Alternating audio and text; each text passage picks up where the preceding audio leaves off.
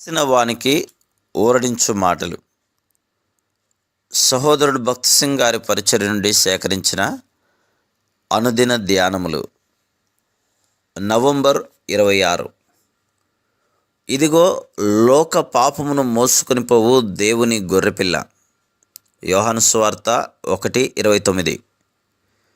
బాప్తిస్మమిచ్చు యోహాను ప్రభువుకు బాప్తిస్మమిచ్చెను. తర్వాత ఆయనకేమి జరుగునో దానిని కూడా ప్రవచించెను. అతడు మరుసటి దినమున ప్రభువు తన యొద్దకు వచ్చుటను చూచి ఆయనను ఒక క్రొత్త పేరుతో పిలిచెను. ఇదిగో లోక పాపమును మోసుకొని పోవు దేవుని గొర్రెపిల్ల. ఆయన ఇదిగో మీ రక్షకుడు అని కానీ, ఇదిగో మీ మెస్సయ్య అని కానీ చెప్పలేదు. నిజమునకు ఆ దినములలో వారందరూ మెస్సియా రాక కొరకు కుతూహలంతో ఎదురుచూస్తున్నప్పటికీ ఆయనను మెస్సియా అని పిలవలేదు. మొదట ఆయన నేనాయనను ఎరుగను అని చెప్పెను. ఆయన గుంపులో ఉన్నప్పటికీ ఆ విధంగా చెప్పెను. ఇప్పుడు ఆయన నేనాయనను ఎరుగుదును అని చెప్పగలడు. ఆయన దేవుని గొర్రెపిల్ల అని పిలిచెను. తాను చేయుచున్నదేమో తమకు తెలియకనే యూదులు వేల కొలది గొర్రెపిల్లలను ప్రతి సంవత్సరము పస్కా పండుగ జరుపుకొనుచున్నప్పుడు వధించుచున్నారు. కానీ ఆ ఉదయమున యోహాను యేసునే దేవుని గొర్రెపిల్లగా చూచుటకు ప్రారంభించెను. ఇప్పుడు అతడు ఇతర గొర్రెపిల్లలు మానవుల పాపమును తీసివేయలేవని చూచెను. కానీ ఈ గొర్రెపిల్ల లోకమంతటి పాపమును తీసివేయ శక్తి కలదని గ్రహించెను. నీవు చేయగలిగినది నీవు చేయవచ్చును. నీవు ఎంతో కన్నీరు కార్చవచ్చును. నీవు ఎన్నో దినములు ఉపవాసం చేయవచ్చును. నీవు ఎన్నో ధర్మకార్యములు చేయవచ్చును. ఎన్నో సమావేశములకు కూడికలకు హాజరు కావచ్చును.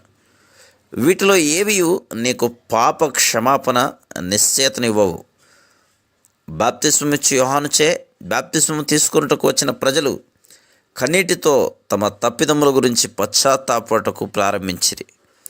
అయినను నీవు వారిని ఇదిగో నీవు నీ పాపములను ఒప్పుకొని ఎంతో కన్నీటిని కార్చితివి, నీ పాపములు క్షమింపబడినవో లేవో నీవు చెప్పగలవా అని ప్రశ్నించినలా వారు లేదు, మాకింకను నేరారోపణ కలవరంతో కూడిన మనస్సాక్షి ఉన్నదని చెప్పుదురు.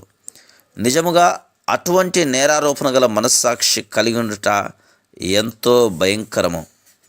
నీలో నీవు నేను ఇది చేసినను పర్వాలేదు, నేనెందుకంత భయపడవలను, అట్లు చేసినది నేను ఒక్కడనే కాదు కదా అనుకొనొచ్చు.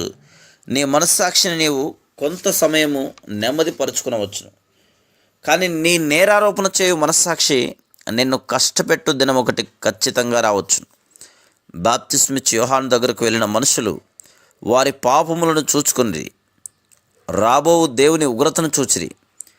కానీ వారి పాపములను వారు ఒప్పుకొనినను బాప్తిస్మిచ్చు యోహాను వారిని క్షమించలేకపోయేవాడు. అతడు వారికి మెస్సయ్య వచ్చునని క్షమాపణ తెచ్చునని చెప్పెను. ప్రభువైన యేసు దేవుని గొర్రెపిల్ల, నీ పాపమును క్షమించుటకు నీ కొరకు మరణించెను. నిన్ను శుద్ధి చేసి నీ హృదయమును తనకు నివాస స్థలముగా మార్చును. ఆ ఉద్దేశముతోనే ఆయన వెదుకుచున్నాడు.